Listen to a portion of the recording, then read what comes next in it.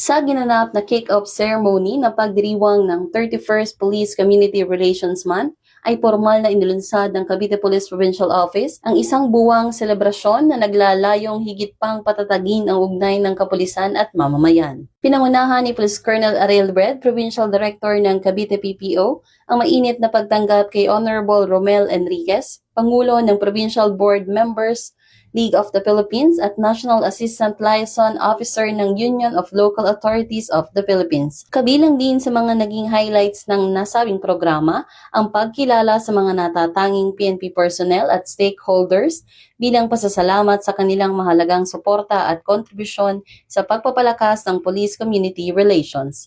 At upang higit na maiparating ang kahalagahan ng pagdiriwang na ito, ating pakinggan ang mensahe ng ating panauhing pandangal. Ngayon po nilbiyan bilang presidente po ng mga board members sa buong Pilipinas ay isa po ng katuwang kung paano pa ho natin papagandahin o paano pa ho natin papalaganapin at paano natin papagandahin ang kumpiyansa ng ating mamamayan na lagi pong nariyan ang ating mga kapulisan at lagi pong nariyan ang ating pong mga partner NGOs upang bigyan po ng isang ligtas na Cavite ang ating mamamayan.